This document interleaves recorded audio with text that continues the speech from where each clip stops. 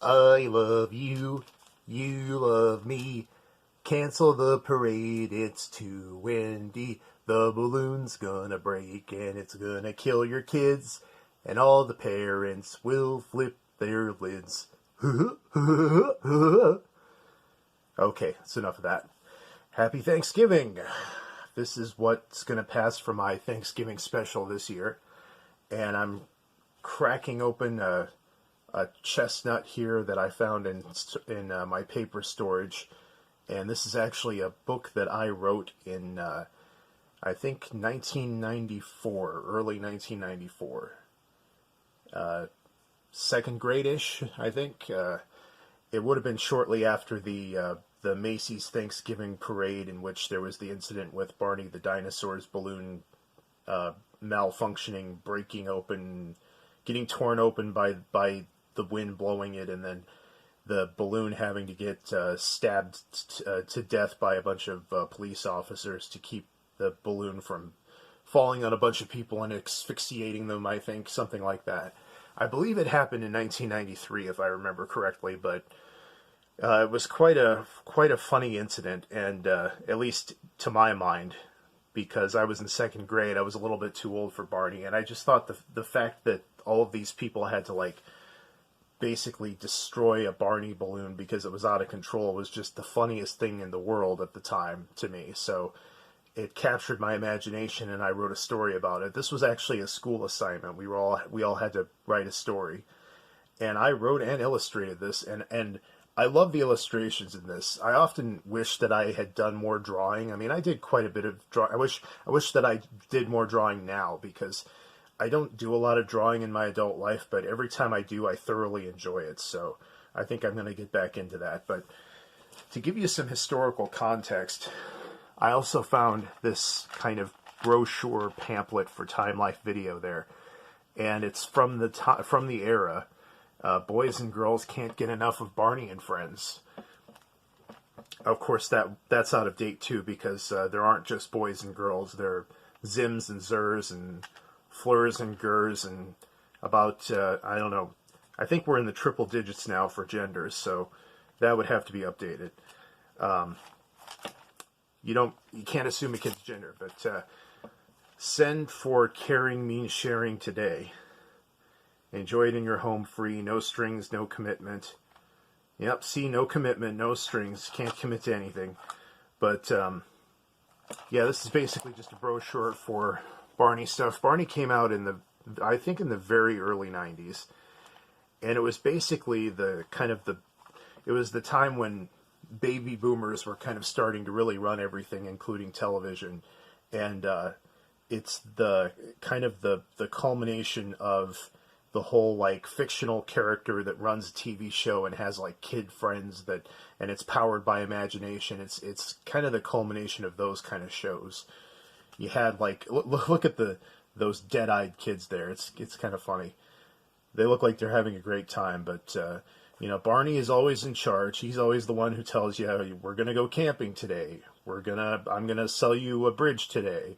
We're gonna make alphabet soup, and it's gonna taste great, or else help you understand your feelings and gain confidence. And that's really the thing, is, like, this was during a kind of an unfortunate trend in television, kids television, where it's all about your feelings. Let's talk about our feelings instead of kind of dealing with them privately and kind of learning to be stoic.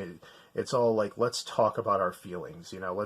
Let's tell each other we love each other. Let's say, like, I love you being my neighbor, kind of Mr. Rogers type thing, because he did this too, except he didn't do all this hugging and jumping around like an idiot. He was a little bit more dignified about it. But, like, going back to the 1950s, there were shows like that. There was, like, Captain Kangaroo, there was Howdy Doody. But the boomers really kind of took it to the next level and created this dinosaur creature that... I'm sorry. I mean, he's not even really purple. That's like the lightest purple you can get and still be purple. That's like borderline pink. That's something I always noticed as a kid, is like, And I think the earliest version of Barney was more purple, like a darker purple, but they just kept lighting him up and lighting him up. But anyway, I'll show you more of the brochure here. Really happy kid. Look at all my videotapes. It's irresistible. You will not resist. Resistance is futile. Oh my gosh, what do we have here? It won't even fit in the frame. It's a Barney poster. Barney says, "I love you. Won't you say you love me too?" So he's asking for your love. He's I wouldn't call it coercion, but it's kind of almost like he's prompting you. It's very kind of cult-like in a strange way. It's sort of like it's like love bombing. I mean, when I found out what the term love bombing was, like in cults, one of the first things I thought of was Barney the Dinosaur, because at the end they sing that really sad song about that I did the parody of at the beginning. I love you, you love me, and it's like just it's kind of creepy and strange, and and I remember as a kid thinking, Barney, you don't love me. You don't even know me. You don't know who I am, so it felt hollow and meaningless and sad. It didn't feel, I didn't feel loved by Barney. I felt like, it felt like it was a lie, So overall, I think that the whole trend of like this kind of show was a bad direction in kids television. I think that, it just felt very empty and very kind of touchy-feely, but without a lot of substance to it. But anyway, all of that stuff were things that I was beginning to kind of opinions I was beginning to form at the time that I wrote this and illustrated this. Because I was getting older, I was too old for Barney. I went through a very brief stage where I liked Barney, but once I realized that it was a guy in a suit, I was kind of like, I always knew that it was a guy in a suit, but once I really kind of allowed myself to accept the fact that it was a guy in a suit, you realize this is just kind of stupid, and that's when the spell was gone for that, But anyway, I wrote this thing, and we'll get into it. And really, my favorite part, my favorite thing about this has got to be the illustrations, because we'll start with this first page here. You can see the teacher's comment is still there. Interesting story. She only gave me a B+ though. What's up with that? This story deserved money. Actually, they were going to have me. They've got such a kick out of this story, the teachers and the principal, that they were going to have me read this to the kindergartners, but they were afraid that it would scare them. So, and that's interesting, because when you read the story, it's actually about how parents overreacted to this incident. So we'll get into it. I love how grotesque I made Barney look, the Barney balloon, and see there's smoke coming out of it, and there are all the people holding up and then the crowds and the police car. I just love how, look at his face. I love that. I love that I had that like kind of sarcastic, artistic style, but I'll start reading here. If it is windy at the New York Christmas parade, big parade balloons would go down. What if that balloon was Barney the Dinosaur? The police would have to stab the air out of it so it wouldn't hurt anyone.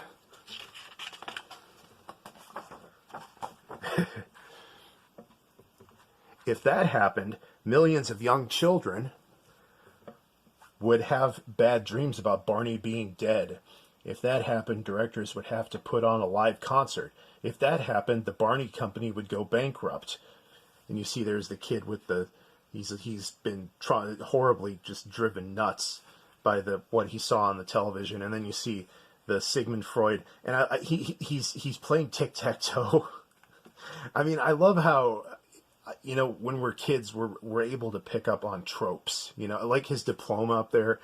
The fact that this is what a psychologist looks like, this is what a psychologist's room looks like. The fact that we kind of pick up on those things as kids is kind of funny. And then you can see down here, he's dancing on the stage, and I have him farting there. That's how I drew farts, was like the FFFFRT. That was how I always drew the farts. I like the spotlight on there, and like the kind of the kinetic drawing of him dancing. And I said that the Barney company would go bankrupt. I think I was implying that like the Barney company would have to give free shows. But of course that wouldn't happen in real life. In real life, those kids would have to pay to see Barney and be reassured that Barney's still alive. If that they would have to join another desperate show, the Power Rangers. If that happened, ratings would go way down. I like how I was aware of ratings at the time, and see Barney took over the Power Rangers show. He's like front and center on the symbol there. Then if that happened, the president would put a stop to Barney altogether. Then everyone would have a party. And you see the president is pounding his fist on the table. Another trope, which is cool, that the whole idea that the president's always angry and he has to bang his fist on the table. Even as a kid, I knew that. But that's the story, and I wanted to preserve that because who knows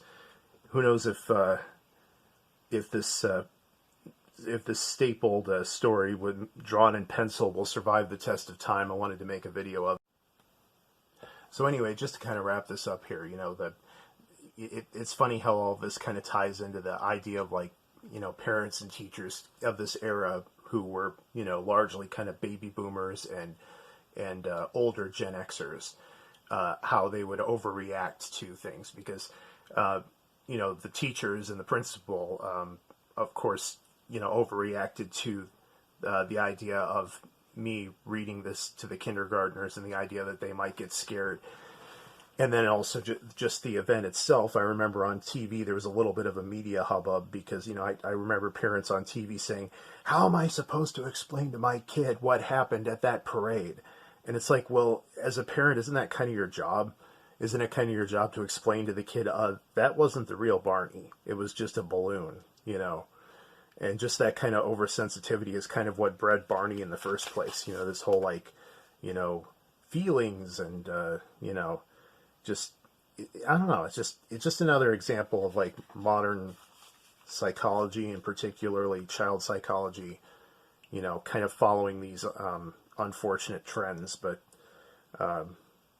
and we haven't really gotten away from it either. If anything, we've embraced it even more so. But I just thought all of that was kind of culturally and historically and artistically interesting. So thanks all for watching. Do you guys have any stories about Barney? Like, I don't know. We're getting to the point where maybe some adults now, younger adults, don't even remember Barney. But like, what do you, do you have any funny Barney stories? And let me know in the comments. And if you like these kind of offbeat videos, make sure to subscribe to my channel, Captain Unusual, for more. Thanks for watching. Happy Thanksgiving, and furthermore, happy holidays.